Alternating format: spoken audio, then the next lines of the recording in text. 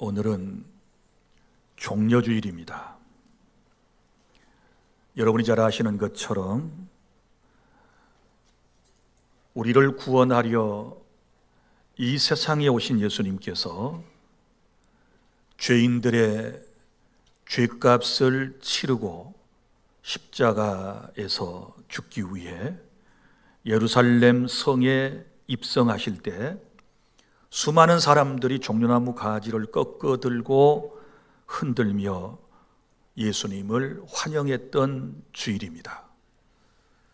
그러나 안타깝게도 예수님께서는 그들에 의해 닷새 후에는 십자가에서 고난을 받으시고 고통 가운데서 숨을 거두시게 된 것입니다.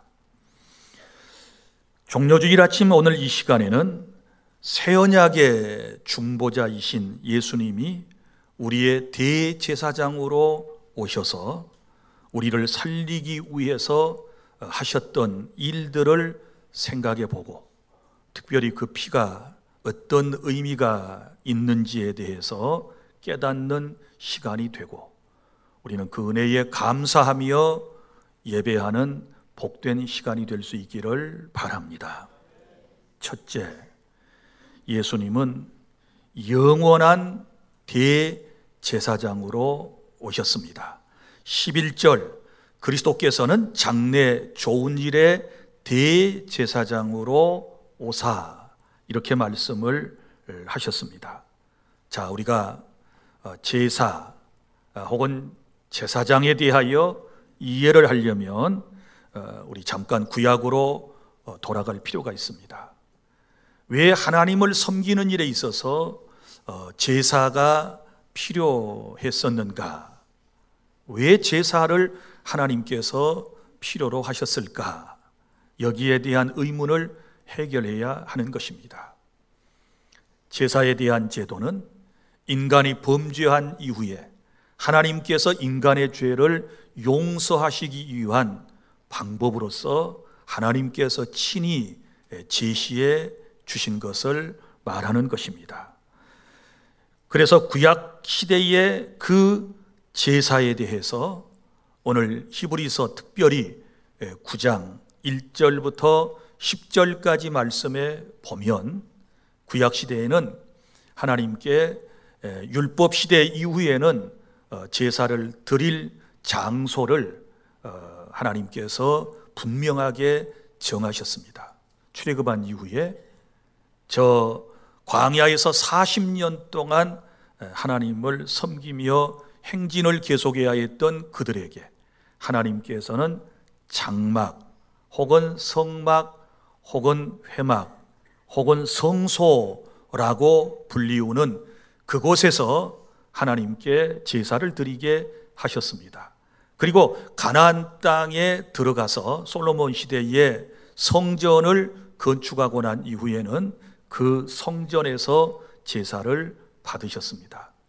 그 성전 내부의 모습은 하나님께서 광야에서 말씀하셨던 그 성막 안의 내부와 성전 안의 내부는 같은 모양으로 되어 있었던 것이지요. 특별히 이제 오늘 여기 말씀에 보면 그 구조에 대한 얘기가 9장 1절부터 쭉 나오지요. 그리고 그 안에 있는 내용물, 그리고 제사를 드리는 방법, 이런 것들이 상세하게 기록되어 있습니다. 자, 화면을 한번 보실까요? 화면을 보시면 자, 어떤 모습이 보이는가요? 자, 회막 혹은 성막 혹은 성소 혹은 성전이라고 불리우는 바로 그곳의 내부 모습입니다. 자, 먼저 보면 뜰에는 번제단이 있지요. 번제를 드리는 단이라는 뜻인데요, 이건 뜰입니다. 건물 밖에 있어요. 그래서 사람이 죄를 지으면 그 죄를 용서받기 위해서 각자가 하나님이 정하신 동물을 가지고 오지 않습니까? 그러면 그것을 잡아가지고 각을 떠서 이 제단 위에 올려놓고 불로 태워드려요. 불로 태워드리는 제사, 그래서 화제라고도 그러고요. 번제라고 하는 말은 올라간다라는 뜻에서부터 나온 거예요. 그러니까 제물을 태워서 드리게 되었을 때 이게 하늘로 올라간다. 그래서 번제단이 있고, 또 제사를 드리다 보면 뭐 동물도 씻어야 되고, 또 거기에 함께 일을 했던 사람들도 씻어야 되잖아요. 그래서 손발 수족을 씻기 위한 물두멍이라고 하는 것이 바로 그 앞에 있어요. 물두멍은 큰 노수로 만든 물통을 얘기를 하는 것입니다. 그리고 이제 그 앞으로 딱 앞으로 다가서 가면 이제 회막 혹은 성막이라고 하는 곳이 나오는데, 자, 문은 딱 하나밖에 없습니다. 동쪽에 입구가 딱 하나 있어요. 문이 하나밖에 없는 이유는 바로 구원을 상징한데, 우리가 구원받는 길은 오직 양의 문이 되신 예수님 한 분뿐이시다, 이걸 또 강조하기 위함입니다. 그래서 문 하나를 통과해서 안으로 들어가면 그곳을 어떻게 부르느냐, 성소라고 부릅니다. 거룩한 장소, 성소. 그리고 오른쪽으로 고개를 돌리면 떡상이 나와요. 떡상은 이스라엘은 12지파니까 12지파를 상징하는 12개의 떡을 두 줄로 이렇게 차려놓아요. 그래서 이걸 떡상 혹은 진설병상, 이렇게 한문으로는 얘기를 하는 거예요.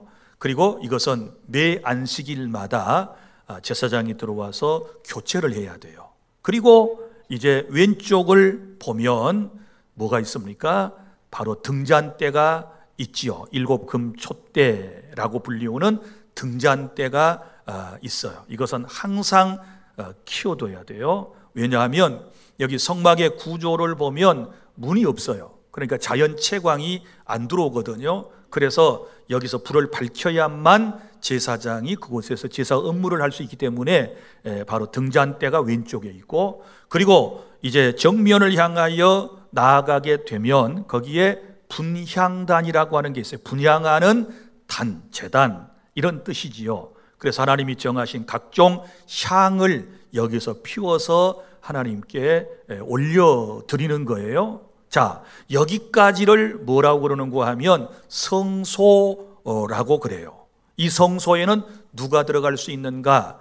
일반 제사장이 매일 백성의 죄를 속하기 위한 제사를 하기 위하여 드나드는 곳을 성소라고 그럽니다. 그러니까 매일 제사장, 일반 제사장이 들어가서 제사 업무를 하는 곳, 이렇게 생각을 하시면 되겠습니다. 그런데 이제 문제는 그 앞에, 분향단 앞에 뭐가 있어요? 휘장이 가로막고 있습니다. 이 휘장이라고 하는 것은 양털이나 염소털 같은 것을 가지고 아주 촘촘히 싼 것인데요. 얼마나 두께가 두꺼웠느냐 그러면 예루살렘 성전에 있었던 그 휘장의 두께가 적어도 10cm 정도가 되었다. 요세푸스의 기록에 의하면 그만큼 두꺼웠어요. 그래서 황소 두 마리가 양쪽에서 끌어당겨도 찢어지지 않을 정도로 그렇게 두꺼운 커튼을 가지고, 휘장을 가지고 앞을 딱 막았어요. 왜요? 그 앞에는 바로 지성소라고 불리우는 곳이기 때문에 그래요. 그러면 지성소는 뭐예요? 성소는 성소인데 앞에가 지그갈 지자가 붙어 있어요. 그러니까 더 거룩하고 더 성스러운 장소, 그래서 지성소라고 말해요. 그런데 이 지성소 안에는 뭐가 있습니까? 법궤, 언약궤 혹은 궤라고 하는 것이 있어요. 그리고 그 궤의 위에는 뭐가 있습니까? 두 스랍이라고 하는 천사의 또 다른 말이에요. 두 스랍 천사가 서로 마주보고 있는 형상을 하고 있었다. 그리고 이곳을 일명 속죄소라고도 불렀습니다. 그러면 이곳은 누가 들어갈 수 있을까요? 일반 제사장은 못 들어갑니다. 자, 그럼 누가? 대제사장만이 들어갈 수 있습니다. 그런데 대제사장도 날마다 들락날락 할 수 있느냐?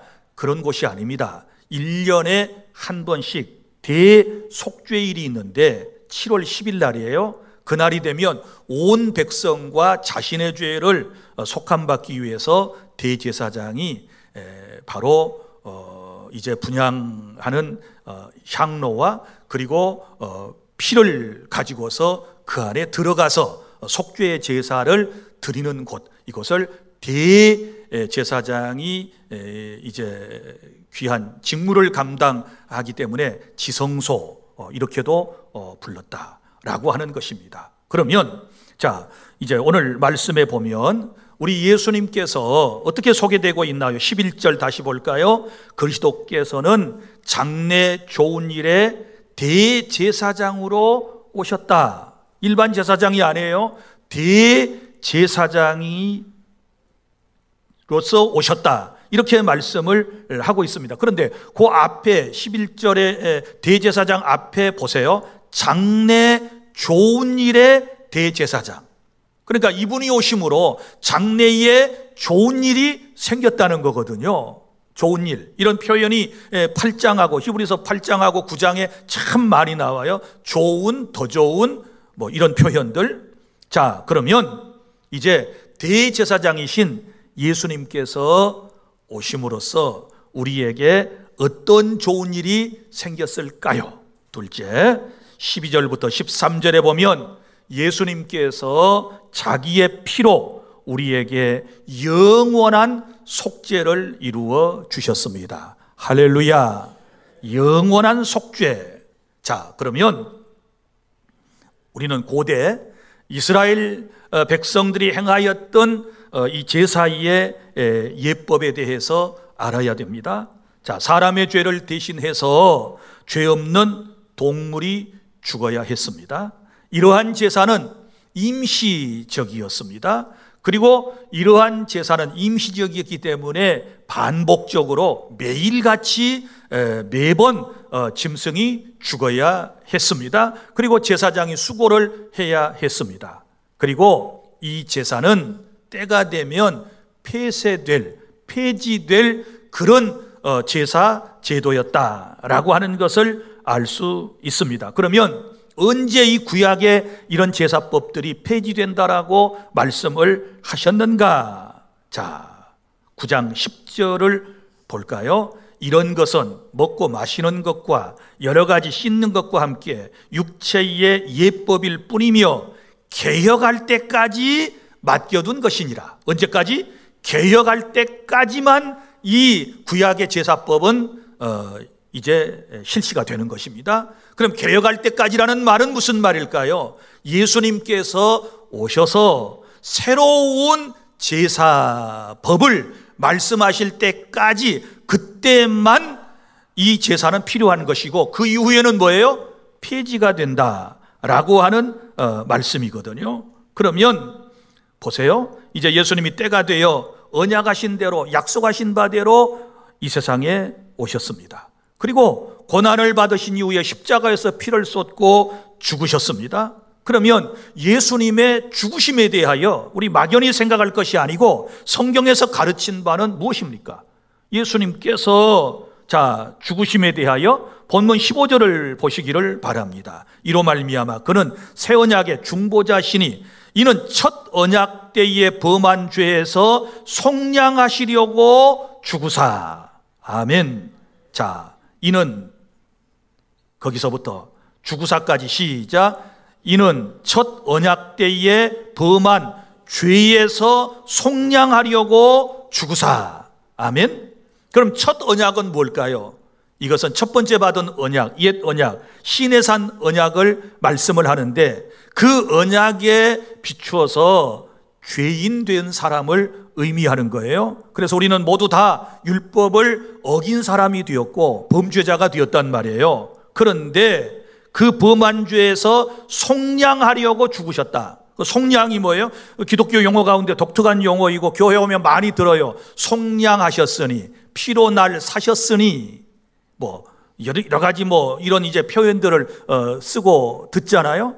속량이라고 하는 말은 대가를 지불하고 이제 산다는 뜻이지요. 그래서 돈을 주고 사면은 뭐라고 그래요? 속전이라고 그래요. 속전. 돈을 주고 샀다, 이런 표현이에요. 그런데 뭘 주고 사셨어요? 피를 주고 우리를 사셨다. 누가? 예수님이. 동물의 피요? 아니요. 자신의 피를 주고 죄에서 우리를 사셨다. 이 말은 죄에서부터 우리를 구원해 내셨다, 이런 뜻이거든요. 그러면 예수님께서 자신의 피값을 누구에게 지불하셨는가? 이게 이제 중요한 문제가 돼요. 여기서 잘못 나가면 이제 이단이 나오거든요. 예를 들어서 사탄에게 피값을 주고 사탄에게서 우리를 찾아냈다, 샀다, 이렇게 말하면 이제 큰 이단이 되는 거예요. 이건 잘못된 해석이에요. 그럼 예수 그리스도의 이 피값, 그 속량이라는 말은 무슨 말이냐? 하나님의 공의 앞에 자신을 드린 것을 말해요. 그러니까 하나님의 공의를 만족하게 하시려고, 좀 어려운 말이지만 잘 들어봐요. 무슨 말인가 하면, 자, 하나님은 공의의 하나님이시라 그러거든요. 사랑이시지만 우리 하나님은 공의로우신 분이세요. 죄를 지으면 반드시 물으시고 또 벌을 내리시는 그런 분이세요. 그래서 죄의 싹은 뭐예요? 사망이잖아요. 사망. 왜 인간이 태어나 죽습니까? 그건 죄값으로 죽는 거예요. 하나님이 한 번 선포하시고 정하신 것은 변개됨이 없는 거예요. 그래서 예수님이 우리의 죄를 대신하여 십자가에서 죽으시고, 피는 생명이니까 내가 생명으로 이 모든 죄값을 치렀으니 이 백성을 놓아주십시오, 이 백성에게 자유를 주십시오 하고 하나님께 드리는 것을 의미하는 거예요. 그리고 우리를 사셨다, 이 표현을 피로 날 사셨으니, 이렇게 표현하는 거예요. 이해가 되셨으면 아멘. 믿습니까? 마귀한테 피값을 주신 거 아니에요? 바로 하나님의 공의 앞에 자신의 피값을 들이시고 우리를 사셨다, 이렇게 말씀을 하시는 거예요. 그래서 죄로부터 우리를 구원해 주신 것에 대하여 말씀을 드리셨어요. 이제 주님께서 우리에게 해 주신 거예요. 자, 그러므로 이제 더 이상 염소나 송아지의 피로 제사를 드릴 필요가 없다. 그 이유는 오늘 성경이 말씀한 대로 그리스도께서 오직 자기의 피로 영원한 속죄를 이루셨기 때문이다. 할렐루야. 12절 다 함께 믿음으로 읽습니다. 시작. 염소와 송아지의 피로 하지 아니하고 오직 자기의 피로 영원한 속죄를 이루사 단번에 성소에 들어가셨느니라. 할렐루야. 그래서 우리가 성경을 다 믿고 말씀대로 지켜야 한다 그러면서도 구약에 나오는 제사 지켜야 안 지켜요? 안 하잖아요. 지금 뭐 염소, 비둘기, 황소 여러분들이 가지고 오셨나요? 안 가지고 왔어요. 어떤 사람 성경은 문자적으로 다 지켜야 되는데요, 그런 뜻 아니지요. 그런데 지금 왜 우리가 이 구약에 나오는, 레위기서에 나오는 5대 제사라든지 이런 제사를 드리지 않는가? 이걸 지금 제대로 모르는 사람들이 많아요. 자, 이 제도는 임시적인 것이기 때문에 뭐예요? 폐지되었고, 대제사장인 주님께서 오셔서 자기를 들여서, 자기 피를 들여서 단번에 완전한 속죄를 이루셨기 때문에 이제는 더 다른 제사의 방법이 필요 없다라고 하는 것을 주께서 우리에게 말씀하셨음을 여러분이 믿으시기를 바랍니다. 믿습니까? 그래서 주님은 저와 여러분에게 이러한 영원한 속죄를 선물로 주셨으니 이것이 바로 그리스도 십자가 사건 이후에 대제사장의 사역 이후에 우리에게 가장 좋은 일인 줄로 믿으시기를 바랍니다. 인간의 가장 행복한 일은 죄사함을 받는 일이에요. 믿습니까? 자, 죄사함을 받긴 받는데 반복적으로 계속해서 오늘도 내일도 계속해서 죄사함을 받을 행위가 필요하다 그러면 얼마나 피곤하고 지치겠어요? 그런데 우리 예수님께서 단번에 영원히 우리의 죄를 다 용서해 주셨으니 이 놀라운 은혜 앞에 다시 한번 깨닫고 감사할 수 있는 종려주일과 고난주간의 시작이 될 수 있기를 바랍니다. 그리고 셋째는 14절, 그리스도의 피가 우리를 깨끗하게 하여 하나님을 섬기게 하셨습니다. 자, 14절 볼까요? 하물며 영원하신 성령으로 말미암아 흠없는 자기를 하나님께 드린 그리스도의 피가, 자 이제 흠없는 예수님의 피가 우리에게 가져다 주는 놀라운 은총을 지금 얘기를 하고 있거든요. 그 첫 번째가 뭐냐? 예수의 피의 능력으로 우리의 속사람, 우리의 영혼까지도 변화를 주신 것이다. 믿습니까? 이게 참 놀라운 거예요. 그러면 이제 비교를 해봐요. 옛법, 첫 언약에 근거했던 구약의 제사에서는요, 그 제사가 어떤 특징이 있었느냐? 9절에 보면 이렇게 말씀을 해요. 9장 9절. 이 장막은 현재까지의 비유라고 그랬습니다. 이에 따라 드리는 예물과 제사는 섬기는 자를 그 양심상 온전하게 할 수 없나니 이랬어요. 그러니까 양심을 온전하게 하지 못한다는 말은 내면의 세계까지 구약의 제사는 변화를 주지 못했고 그가 지은 죄만을 용서해 주셨다, 이런 뜻이에요. 그래서 10절에 또 뭐라고 얘기해요? 이런 것은 먹고 마시는 것과 여러 가지 씻는 것과 함께 육체의 예법일 뿐이며, 육체의 예법일 뿐이며, 이렇게 말씀을 했단 말이에요. 그러나 이제 여러분, 예수 그리스도의 완전한 속죄는 놀라운 뜻이 있습니다. 너희 양심을 14절 죽은 행실에서 깨끗하게 한다. 할렐루야. 구약의 제사는 우리의 속사람 양심까지 깨끗하게 하지를 못했어요. 우리의 죄만을 용서했어요. 그러나 이제 예수 그리스도의 피의 능력은 우리의 속사람, 내 영혼까지도 정결하고 깨끗하게 하는 능력이 있다라고 하는 사실을 믿으시기를 바랍니다. 할렐루야. 그리고 또 놀라운 은총이 있어요. 예수 그리스도의 피의 능력은 내 내면 세계를 깨끗하게 하여서 하나님을 섬기는 자리에 나아가게 해요. 자, 여기 말씀해 보면 이렇게 말씀을 하고 있지 않습니까? 살아계신 하나님을 이제 섬기게 하셨다. 14절 끝에 보세요. 깨끗하게 하고 살아계신 하나님을 섬기게 하지 못하겠느냐, 이렇게 말씀을 하셨습니다. 사랑하는 여러분, 예수 그리스도의 피 흘리심을 통하여 영원한 속죄를 받은 우리는 예배자의 삶을 이제는 살아가도록 하나님께서 정하셨다라고 하는 뜻을 믿으시기를 바랍니다. 여러분이 예수님을 믿습니까? 그분의 피를 통하여 속죄함을 믿습니까? 구원받은 백성임을 믿습니까? 그러면 예배하는 자리에 있어야 될 줄로 믿습니다. 여기 섬기게 하셨다. 여러분, 섬긴다는 말의 뜻이 뭐냐 그러면 예배라는 말이에요. 예배라고 하는 말에서 섬긴다는 말이 나왔어요. 같은 말이에요. 자, 그래서 우리가 영어로 예배를 뭐라고 그래요? worship service, 이렇게 말한다. 서비스.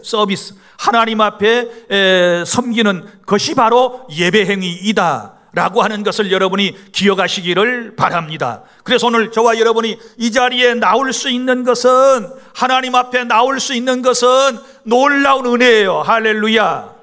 오죽했으면 구약에서 죄인은 하나님 앞에 나올 수 없어, 그래서 하나님 임재의 상징인 지성소와 성소 사이에 휘장을 쳐두셨겠어요. 그런데 이제는 이 휘장을 주께서 찢어주셨거든요. 어떻게 해요? 자, 10장을 봐요. 10장 19절, 다 함께 19절부터 20절까지 시작. 그러므로 형제들아, 우리가 예수의 피를 힘입어 성소에 들어갈 담력을 얻었나니 그 길은 우리를 위하여 휘장 가운데로 열어놓으신 새로운 살 길이요 휘장은 곧 그의 육체니라. 아멘.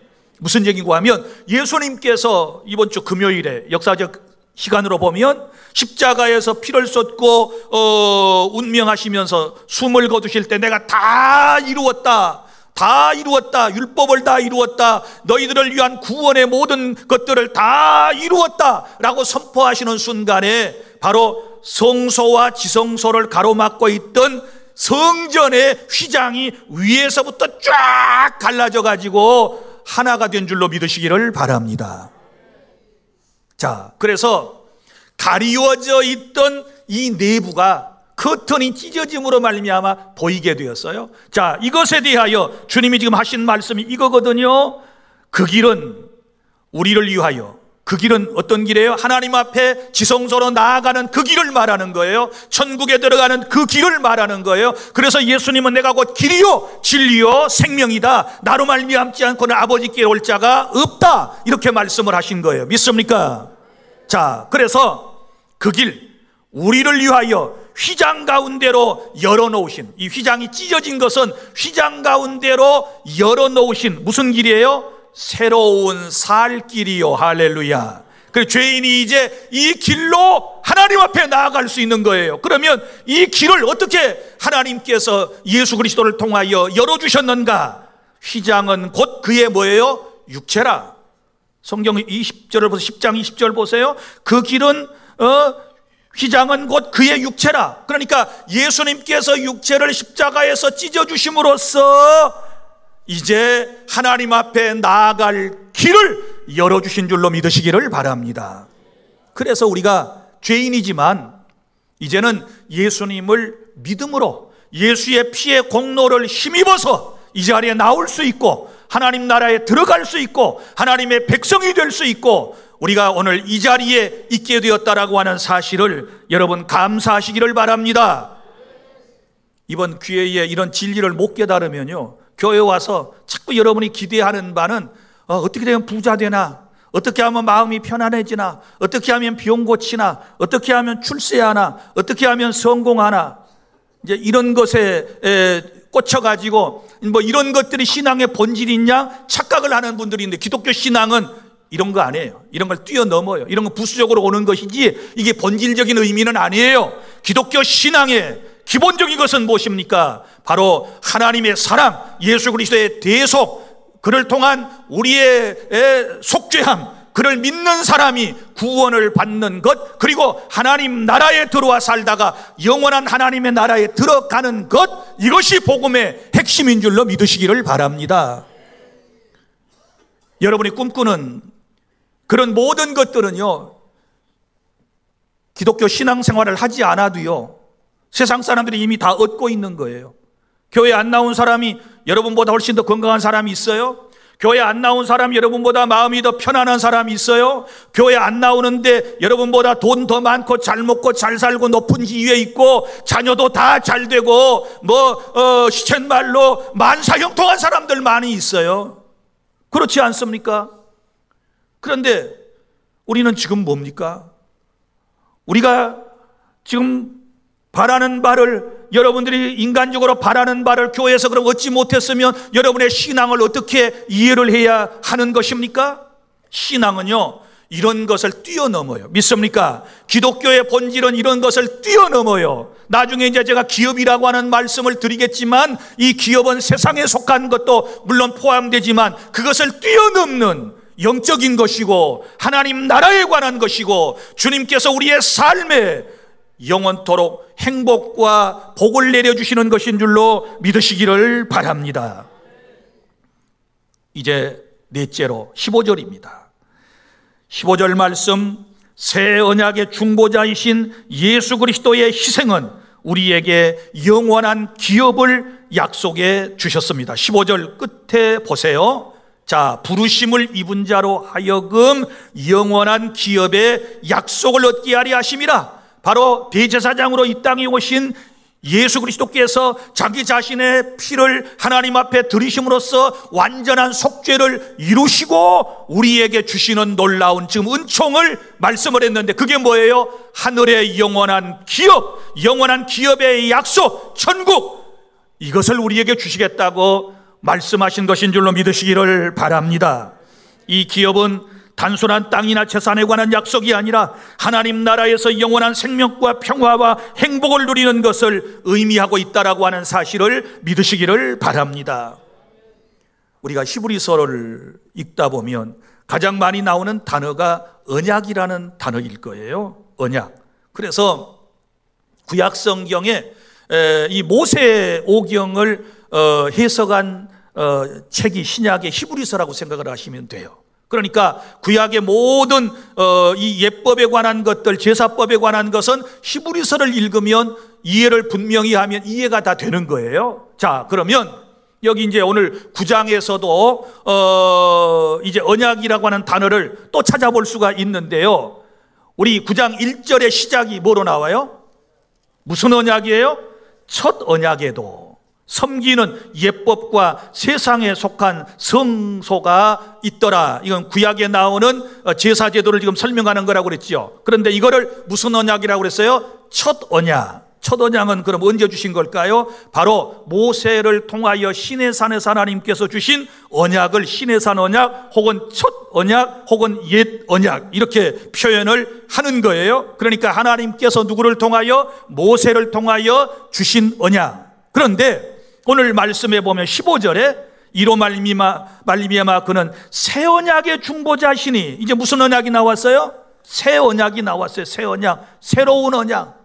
그러면 이제 옛 언약, 첫 언약은 알았어요. 그런데 새 언약이 그럼 누굴까요? 새 언약의 중보자는 예수님이신 줄로 믿으시기를 바랍니다. 예수님은 새 언약을 이 땅에 오셔서 우리에게 세워주신 거예요. 자, 자기의 피로 들이신 완전한 제사에 근거해서 우리에게 주신 언약을 새 언약이라 이렇게 말씀을 하시는 거예요. 이 언약이 얼마나 좋은 언약이었으면 성경은 이렇게 말해요. 히브리서 8장 6절을 찾아봅니다. 자, 다 함께 시작. 그러나 이제 그는 더 아름다운 직분을 얻으셨으니 그는 더 좋은 약속으로 세우신 더 좋은 언약의 중보자시라. 할렐루야. 자, 잠깐 여기 눈을 멈춰주세요. 이제는 바로 주님이 오심으로 그가 누구예요? 예수님이 더자가 여기 계속 나와요. 더 아름다운 직분, 구약의 대사장보다 더 아름다운 대제사장으로 주님이 오셨다. 그리고 예수님은 더 좋은 약속으로, 할렐루야, 세우신 더 좋은 언약의 중보자시라. 할렐루야. 더 좋은, 예수님은 우리에게 더 좋은 언약을 주시려고 오셨다. 그럼 더 좋은 언약이 뭐예요? 내가 너희들의 죄를 위하여 십자가에서 피를 쏟고 죽었다. 그러므로 내가 너희들의 죄값 때문에 십자가에서 죽었다는 이 사실을 믿음으로 받아들여라. 그러면 누구든지 믿기만 하면 예전의 모든 죄는 다 용서받고 하나님의 나라의 백성이 되어서 영원한 하나님의 나라를 기업으로 얻으리라. 할렐루야. 이것이 새 언약이에요. 우리는 지금 이 새 언약을 받았으니 너무너무 감사하고 행복한 일인 줄로 믿으시기를 바랍니다. 만약에 처음 언약에 우리가 속해 있다면 여전히 우리는 날마다 죄 짓고 난 다음에 반복적으로 죄사함을 받기 위한 제사를 드리기 위하여 동물을 가지고 와야 되고 여러 복잡한 절차를 반복적으로 해야 되는데, 하나님의 놀라운 은혜와 사랑과 예수 그리스도의 피 흘리심을 통하여 이제는 이러한 모든 것들은 전부 끝이 나고 누구든지 예수님을 믿기만 하면 그의 피를 통하여 구원받는데, 오늘 말씀해 보세요. 하나님께서 부르신다 그랬지요. 자, 다시 봅니다. 부르십니다. 15절, 구원받을 사람을 부르시는데요, 부르심을 입은 자로 하여금 영원한 기업의 약속을 얻게 하리 하심이라. 하나님은 택한 백성을 불러주시는 줄로 믿으시기를 바랍니다. 여러분이 이 자리에 나온 것은 주님의 부르심에 의한 거예요. 예수님께서 우리에게 분명하게 말씀해 주셨습니다. 아무라도 아버지께서 내게로 이끌지 아니하면 내게로 올 자가 없느니라. 할렐루야. 예수 아무나 사실 따져놓고 보면 믿는 거 아니에요? 장세전에 구원받기로 예정된 사람이 때가 되어 예수님을 믿고 구주로 고백하고 하나님의 자녀 되는 권세를 회복하고 하나님께서 우리에게 약속하신 놀라운 복을 받게 될 줄로 믿으시기를 바랍니다. 오늘 여러분이 바로 그 주인공들인 줄로 믿고 감사하시기를 바랍니다. 이러한 더 좋은 것들, 이러한 은혜를 베푸시기 위하여 우리 주님이 사람의 모습으로 이 땅에 오셔서 나의 죄를 대신하여 피를 쏟고 고통 가운데 절규하며 죽으셨던 이 사실을 우리는 절대로 잊어먹어서는 안 돼요. 이 사실에 감사해야 될 줄로 믿습니다. 이 사실을 생각하면서 우리가 예배해야 될 줄로 믿습니다. 나 같은 죄인이 주님 앞에 나올 수 있는 새로운 살 길을 자기 몸을 찢으심으로써 휘장을 찢듯이 열어놓으시고, 야, 내가 살 길이다, 내가 새로운 길이다, 내게 나를 통하여 하나님께로 나갈 수 있다, 그러면 구원받을 것이다. 이거 새 약속이거든요. 이 약속을 믿습니까? 사랑하는 성도 여러분, 이제 말씀을 맺습니다. 저는 이 설교를 몇 날 며칠을 준비하면서 얼마나 많은 제 안에 하나님이 은혜를 부어주셨는지 몰라요. 내가 이 진리를, 이 복음을 우리 성도들에게 쉽게 진작 설명을 했어야 되는데 이거 놓친 부분이 있었구나. 오늘은 좀 어렵지만, 용어가 다소 어렵지만 이 얘기를 내가 분명히 해줘야 되겠다. 예수 그리스도가 어떤 분이냐? 영원한 대제사장으로 오셔서 단번에 영원한 속죄를 이루시고 우리로 하여금 하나님 앞에 나아갈 새로운 살 길을 열어주셨다. 여기에 대해서 감사하고 감격하며 신앙생활하고 하나님을 믿어라. 이것이 주님께서 오늘 우리에게 말씀하신 바인 줄로 믿으시기를 바랍니다. 이러한 은혜를 주시기에 다시 말하지만 2000년 전에 사람으로 이 땅에 오셔서 우리의 죄 때문에 고난받고 죽으신 그 예수님을 생각하며 이제는 날마다 감사해야 될 줄 믿습니다. 그리고 영원한 속죄에 대한 확신을 가지시기를 바랍니다. 그리고 이제 예수의 피로 새로운 사람이 되었으니 새롭게 사는 것인데 그것은 바로 예배하는 삶, 섬기는 삶인 줄로 믿으시기를 바랍니다. 세상을 살다 보면 고통스러운 일들도 있을 거고 여러분의 시련도 있을 거고 아픔도 있을 거고 여러 가지 힘든 상황들이 있을 겁니다. 그때마다 우리는 우리에게 기업으로 주어진 영원한 하나님의 나라, 영원한 천국을 바라보며 날마다 매 순간순간 하나님을 의지하며 예배하며 살아가는 우리가 되어야 될 줄로 믿습니다. 세상 모든 것 다 지나갑니다. 믿습니까? 세상 것 다 지나갑니다. 결국 우리는 이 세상이 지나가면 영원한 천국에 있을 겁니다.